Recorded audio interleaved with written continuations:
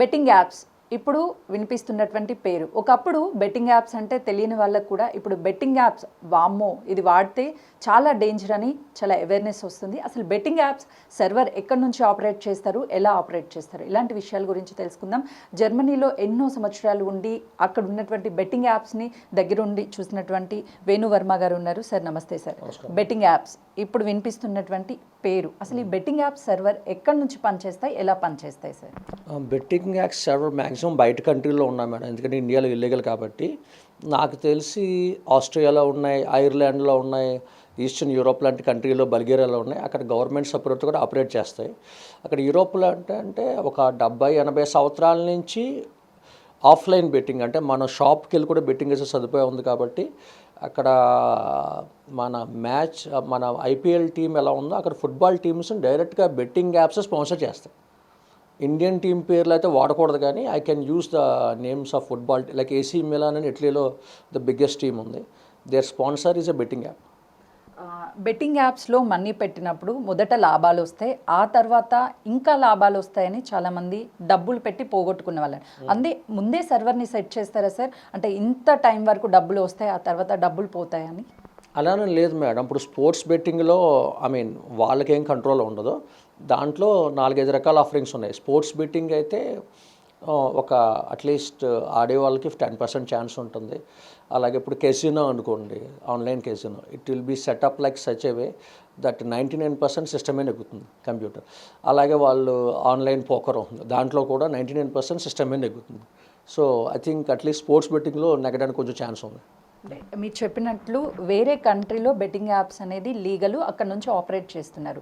మన ఇండియాలో ముఖ్యంగా తెలంగాణ స్టేట్ కావచ్చు, ఆంధ్రాలో ఈ మాధ్యమాలు ఎలా చేరుతూ ఉంటాయి సార్ అక్కడ నుంచి ఇక్కడికి సర్వర్లు? ఐ థింక్ ప్రస్తుతం టెక్నాలజీ చాలా డెవలప్ అయింది. ఐ కెన్ సిట్, సో అంటే నేను యూఎస్లో కూర్చుని ఇండియాలో ఆఫర్ చేయగలను సర్వీస్. సో ఏ కంట్రీ అయితే లీగలో అక్కడి నుంచి వాళ్ళు ఆఫర్ చేస్తున్నారు. ఇక్కడ వాళ్ళు లోకల్గా పేర్లు వాడకూడదు, కానీ కొంతమంది ఇన్ఫ్లుయెన్సర్స్ని వాడుకొని దే ఆర్ ప్రమోటింగ్ ఇట్. చాలా బెట్టింగ్ యాప్స్ని ఇక్కడ ఉపయోగిస్తూ లక్షల రూపాయలు, కోట్ల రూపాయలు ట్రాన్సాక్షన్ జరుగుతూ ఉన్నాయి. ఇక్కడ ఉన్నటువంటి డబ్బంతా కూడా విదేశీ అకౌంట్లకు ఎలా వెళ్తుంటాయి సార్? అదే మేడం, అది వాళ్ళు ఏం చేస్తున్నారంటే లోకల్ యూపీఐ ఐడీస్ యూజ్ చేస్తున్నారు ఇండియన్ కస్టమర్స్ది. మన అకౌంట్స్ హ్యాక్ చేసి ఎలా తీసుకెళ్తున్నారో అలాగే వాళ్ళకి రకరకాల పద్ధతులు ఉన్నాయి. It might go through hawala, or వాళ్ళని ట్రేస్ చేయడం మన వల్ల కాదు, ఎందుకంటే వాళ్ళు ఒక బ్యాంక్ కాదండి. They have a chain of banks. That money might go to Bulgaria, that immediately go to Germany, then immediately within seconds. So ఒక 20-30 షెల్ అకౌంట్స్లోకి వెళ్ళిపోయేసరికి మనం ట్రేస్ చేయలే ఉన్నదాన్ని. మనం చాలా సందర్భాలు చూస్తున్నప్పుడు మన ఫేస్బుక్, వాట్సాప్ ఇవన్నిటి కూడా ఎమర్జెన్సీ టైంలో ఆగిపోతూ ఉంటాయి. అదంతా సెంట్రల్ నుంచి స్టాప్ చేస్తారు అంటుంటారు. ఇలాంటివి బెట్టింగ్ యాప్స్ ఎక్కడైతే పర్మిషన్ లేదో ఆ ప్లేసెస్కి ఈ సర్వర్ని ఎందుకు కంట్రోల్ చేయలేకపోతున్నారు సార్? అది కేంద్ర ప్రభుత్వం ఇంకా మార్గదర్శకాలు పూర్తిగా ఇవ్వలేదని నేను అనుకుంటున్నాను మేడం. సో ఒక సెంట్రల్ కమిటీ ఏర్పాటు చేసి వాళ్ళకి క్లారిటీ ఇస్తే బాగుంటుంది, ఎందుకంటే జనాలకి చాలా కన్ఫ్యూజన్ ఉంది. కానీ ఒక విషయం అంటే చెప్పగలను, బెట్టింగ్ యాప్ అనేది ఆగదు. ఆగితే మ్యాచ్ మధ్యలో ఆ యాప్ కొలాస్ అయిపోతుంది, ఇంకెవరో యాప్తో ఆడరు. కాబట్టి they have a very very powerful server, might be which is much faster than the government server. ఈ సర్వర్స్ అంతా బయట దేశాల నుంచి మన దేశంలో ఆపరేట్ చేయడానికి కారణాలు ఏంటి సార్? ఎందుకంటే ఇక్కడ ఇల్లీగల్, అక్కడైతే గవర్నమెంట్ సపోర్ట్ ఉంది. మన బ్యాడ్ లక్ ఏంటంటే ట్యాక్స్ అంతా వాళ్ళు అక్కడ కడతారు, ఇక్కడ ఏం కట్టట్లేదు. వాళ్ళకే అర్థమైంది ఇండియాలో చాలామంది యూత్ బెట్టింగ్ యాప్స్ అట్రాక్ట్ అవుతున్నారు. మన పాపులేషన్ కూడా 150 కోట్లు కదా, కనీసం 10% అట్రాక్ట్ చేసినా I think yearly they can do at least 3 to 4 lakh crore turn over. మీరు చెప్పినట్లు చాలా అమౌంట్ అనేది ఈ బెట్టింగ్ యాప్స్ ద్వారా పెట్టి ట్రాన్సాక్షన్స్ జరుగుతూ ఉంటాయి. ఆ డబ్బుకి అక్కడ జిఎస్టీ పే చేస్తారా? అది అఫీషియల్గానే ఉంటుందా సార్? నాకు తెలియలేదు మేడం. అదే లీగల్ మనీ, దానికి జిఎస్టీ ఏముంటుంది? విత్ ఇన్ సెకండ్స్ డిసేపర్ అయిపోతుంది. ఎవరో పోగొట్టుకున్నాడు కూడా వెళ్ళి పోలీసులు కంప్లైంట్ చేయడు కదా.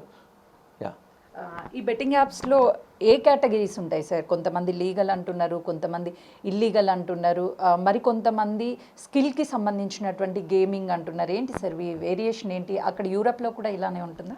యూరోప్లో మీరు ఇన్ పర్సన్ కూడా వెళ్ళి బెట్టింగ్ వేయచ్చు, ఆన్లైన్ ఉన్నాయి. సో ఇన్ పర్సన్ బెట్టింగ్ ఏంటంటే మన కాఫీ షాప్ టైప్లో ఒక ఫ్రాంచైజ్ తీసి ఉంటుంది. మీరు వెళ్ళి లోపలికి వెళ్ళి మీకు ఇష్టమైన గేమ్ మీద బెట్టింగ్ వేయచ్చు. క్యాష్ ఉంటుంది, కార్డ్ అన్నీ ఉంటాయి. అలాగే ఇప్పుడు ఆన్లైన్లో నాకు తెలిసి ఇండియాలో స్కిల్ బేస్డ్ అంటే maybe they are talking about rummy or card games where you have to use your skill or knowledge to bet on those. But నాకు తెలిసి ఎక్కువ డబ్బులు స్పోర్ట్స్ బెట్టింగ్ కన్నా ఆన్లైన్ కెజినో అంటే పోకర్ వాటిలో పోతామండి. ఎందుకంటే కంప్యూటర్ సిస్టమ్ ఉంటుంది, 99% పోతుంది. ఇంకో బాధ ఏంటంటే చిన్నపిల్లలు స్కూల్కి వెళ్ళే వాళ్ళకి కూడా యాక్సెస్ వచ్చేసింది. తల్లిదండ్రులు స్విగ్గీ జొమాటోకి అని చెప్పి ఆర్డర్ ఇమ్మని క్రెడిట్ కార్డ్ యాక్సెస్ ఇస్తే వాళ్ళు ఆన్లైన్ గేమింగ్ ఆన్లైన్ బెట్టింగ్కి క్రెడిట్ కార్డ్తో పే చేసేసి లక్షల పోగొట్టుకోవడం నాకు తెలిసిన వాళ్ళు ఉన్నారండి. సైబర్ అటాక్స్ తరహాలోని ఈ బెట్టింగ్ యాప్స్ అన్నీ కూడా ఉంటాయా సార్? కానే కాదు. దే ఆర్ సైబర్ అటాక్ అనేది ఒక ర్యాండమ్ ఒక సింగిల్ పర్సన్ చేస్తాడు. ఇక్కడ అలా కాదు, ఇక్కడ ఒక ఆర్గనైజ్ సిండికేట్ ఉంది. దే ఆర్ వాళ్ళ వెనకాల ఉన్న సాఫ్ట్వేర్ చాలా శక్తివంతమైంది. వాళ్ళు ఏదో పిచ్చోళ్ళలాగా ర్యాండమ్ స్టూడెంట్ కాదు, వాళ్ళు కొన్ని కోట్లు ఇన్వెస్ట్ చేసి సర్వర్ అవన్నీ మెయింటైన్ చేస్తారు. కానీ నాకు తెలిసిన ఇన్ఫర్మేషన్ ప్రకారం అయితే ఒక్కళ్ళు చేసిన దాన్ని వేరే వాళ్ళు అవుట్ సబ్ సోర్సింగ్ చేసుకుని చేస్తున్నారు. మన ఐటీ సోర్సింగ్ ఎలాగో మన ఇండియా వాళ్ళు ఎవరైనా చేయాలనుకోండి, యూరోప్ వెళ్ళి ఆ సేమ్ వెబ్సైట్ అవన్నీ తెచ్చుకొని మన ఈ మధ్యన ఇప్పుడు క్రికెట్ ఈ మధ్యన స్టార్ట్ అయింది 4-5 years. అంతకుముందు లేదు క్రికెట్, ఎప్పుడు ఫుట్బాలే ఉండేది ఎక్కువ. యూరోప్లో మీరు చాలా సర్వీస్ బెట్టింగ్కి సంబంధించి చూసినప్పుడు ఎన్ని కంపెనీస్ ఉంటాయి సార్? దానికి సంబంధించి సబ్ కంపెనీస్ కూడా ఉంటాయా? ఒక కంపెనీ మీదనే అన్ని ఆపరేట్ ఒక 5-6 పెద్ద కంపెనీలు ఉండండి, ఆ కింద మళ్ళీ ఒక్కొక్క దగ్గర 30 brands 40 brands ఉంటాయి. సో వాళ్ళు మళ్ళీ ఆ పర్టికులర్ టీమ్స్కి స్పాన్సర్ కూడా చేస్తున్నారు. వాళ్ళ కంట్రీ ప్రకారం లీగల్ అది. ఇప్పుడు సైబర్ అటాక్ జరిగినప్పుడు గంట వ్యవధినో 2 గంటల వ్యవధిలోనో డబ్బులన్నిటిని కూడా తిరిగి తీసుకొస్తున్నారు. కానీ బెట్టింగ్ యాప్స్లో పోగొట్టుకున్నటువంటి మనీని రికవరీ చేయడానికి చాలా కష్టంగా మారుతుంది. ఎందుకని సార్? ఎందుకంటే సర్వర్ ఇక్కడ లేదు, బ్యాంక్ అకౌంట్ ఇమీడియట్లీ ఫారెన్ అకౌంట్కి వెళ్ళిపోతుంది. ఇస్కాల్ మీరు విన్నారు కదా ఈ మధ్యన మన shell accounts and shell accounts and Mauritius కానీ కొన్ని కంట్రీస్ ఉన్నాయి మేడం, అక్కడికి వెళ్ళిపోతుంది. అక్కడికి వెళ్ళిన తర్వాత ఇమీడియట్గా 30-40 బ్యాంక్స్కి మారిపోతుంది అది. సో మనం ట్రేస్ చేయడం ఇంపాసిబుల్ అండి. ఆన్లైన్ రమ్మీ లేదంటే ఇంకేదైనా గేమ్స్లోనే ఎక్కువ మోసాలు జరుగుతున్నాయి సార్. ఎందుకు సార్? అది కారణం అంటే ఎందుకంటే మీరు ఒక కంప్యూటర్తో ఆడుతున్నారు కదా, computer will always win. Yeah, అది సింపుల్ అయితే. బట్ ఆన్లైన్ రమ్మీ కొన్ని స్టేట్స్లో లీగల్ అని చెప్పి విన్నాను. బట్ నాకు తెలిసి తెలంగాణలో ఏది లీగల్ కాదు. ఎందుకు సార్? అంటే వేరే దేశాల్లో లీగల్ అని చెప్తున్నారు, ఇక్కడ ఇల్లీగల్ అయినప్పటికీ కూడా ఈ ఆపరేటింగ్ సిస్టమ్ ఎక్కడా కూడా తగ్గడం లేదు. రోజు రోజుకి ఆన్లైన్ ప్రమోషన్స్ ఎక్కువగా సెలబ్రిటీస్ కావచ్చు, ఈ మధ్య కాలంలో యూట్యూబర్కి సంబంధించినటువంటి చాలామంది ప్రమోషన్ చేస్తూ ఉన్నారు. అసలు అలా ప్రమోట్ చేయడం వల్ల చాలామంది ప్రభావితం అవుతున్నారు. ఎందుకు కట్టడి చేయలేకపోతున్నారు? అంటే గవర్నమెంట్ ఒక పాలసీ తీసుకురావాలి. ఇప్పుడు సజ్జనర్ గారు చాలా కృషి చేస్తున్నారు, I really appreciate him. Policy and also awareness కూడా లేదు మేడం ఎవరికి, పిల్లలకి అసలు ఏం గేమ్ ఆడుతున్నారో ఏంటి. అంటే మ్యాచ్ నెగ్గుతుంది అనుకుంటే మన ఇండియాలో ఏంటంటే ఎంతైనా పెట్టేస్తారు, ఆశావాదులు ఎక్కువ. అందుకని మన దగ్గర చిట్ ఫండ్ స్కామ్లని, అప్పుడెప్పుడు మన గాడిద పాలు అని, దానికి కూడా మన వాళ్ళు 1000 కోట్లు గాడిద పాలకి ఇచ్చినప్పుడు మన కంట్రీలో ఏంటంటే డబ్బులు వస్తాయంటే ఎంతైనా పెట్టేస్తారండి. సో మ్యాచ్ ఫిక్సింగ్ కూడా సాధ్యం ఉందండి మన వాళ్ళు బెట్టింగ్ వేయటం వల్ల. ఒక గవర్నమెంట్ ఒక సీఎం గారి లెవెల్లో, ప్రధానమంత్రి లెవెల్లో ఒక పాలసీ తీసుకురావాలి మనకు గట్టిగా. చాలా బెట్టింగ్ సైట్ చూస్తే ఒక డొమైన్తో వర్క్ చేస్తుంది, దానికి సబ్ డొమైన్ సపరేట్ ఉంటుంది. అంటే ముందే వీటన్నిటిని కూడా క్రియేట్ చేసి పెడతారు, చేసి ఉంచుతారు మేడం. ఎందుకంటే వాళ్ళు ఎప్పుడైనా మన ఆబ్వియస్లీ మన సైబర్ సెల్ కూడా వర్క్ చేస్తూ ఉంటుంది. ఎప్పుడైనా ట్రాక్ చేసి బ్లాక్ చేస్తే ఇమీడియట్గా వేరేది రెడీగా ఉంటుంది. ఇప్పుడు ఆన్లైన్ బెట్టింగ్ యాప్స్ మనం రిజిస్ట్రేషన్ అయ్యేటప్పుడు మన మొబైల్ నెంబర్తో పాటు మన బ్యాంక్ నుంచి డీటెయిల్స్ని కూడా షేర్ చేస్తాము, అమౌంట్ని ట్రాన్సాక్షన్ చేస్తాము. దీనివల్ల వ్యక్తిగత సమాచారం మొత్తం కూడా వెళ్ళే అవకాశం ఉంటుందా సార్? వాళ్ళ ఉద్దేశం అది కాదు, కానీ ఆబ్వియస్లీ ఎవరన్నా కొంచెం ఎక్కువ వేస్తామంటే there all criminal gangs. I'm not talking about rummy but the sport based అప్పుడు obviously they will track you. ఎందుకంటే ఎక్కడైనా మీరు డ్రగ్స్ కానీ, ప్రాస్టిట్యూషన్ కానీ, బెట్టింగ్ కానీ క్రిమినల్ సిండికేట్స్ రన్ చేస్తాయండి. వాళ్ళు ఏం పుణ్యాత్ములు కాదు. ఒకళ్ళ దగ్గర 1000 కోట్లు ఉన్నాయంటే obviously they will track you. వీటి టెక్నాలజీ అలర్గితం ఎలా వర్క్ చేస్తుంది సార్ ఓవరాల్గా?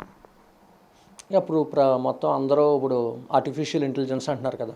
ఐ మీన్ ఫర్ ఎగ్జాంపుల్ నేను ఇప్పుడు స్పెయిన్లో ఉన్నాను అనుకోండి, అదే సేమ్ యాప్ నాకు ఈరోజు వేరే అప్డేట్స్ ఇస్తుంది depending on where I am position.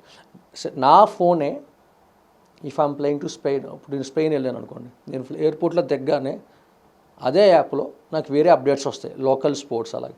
ఇప్పుడు ఇవాళ మనకి ఐపీఎల్ స్టార్ట్ అవుతుంది అన్నారు, మన ఇక్కడికి ఐపీఎల్ వస్తుంది. So I think it is all based on AI. Yeah, మన స్టేట్లో ఈ యాప్స్ అన్నీ కూడా బ్యాన్, ఇక్కడ అనుమతి లేదు అని తెలిసినప్పటికీ ఇక్కడ ఉన్నటువంటి సెలబ్రిటీస్ కావచ్చు, యూట్యూబర్ వాళ్ళు కావచ్చు, లేకపోతే బయట ఉన్నటువంటి ఇన్ఫ్లుయెన్సర్స్ కావచ్చు, ఎవరు వీళ్ళని అప్రోచ్ అవుతారు, వీళ్ళు ఏ విధంగా ప్రమోషన్స్ చేస్తూ ఉంటారు, వీళ్ళకి ఏమైనా షేర్స్ ఇస్తారా అందులో? దానికి నేనేం చెప్పలేను. ఐ థింక్ సెలబ్రిటీస్కి ఓన్ పిఆర్ ఉంటారు. బట్ ఈ యూట్యూబర్స్ ఏంటంటే పాపం వాళ్ళకి 1,00,000 వ్యూస్ వచ్చిన వాళ్ళకి వచ్చే డబ్బులే ఉండవు.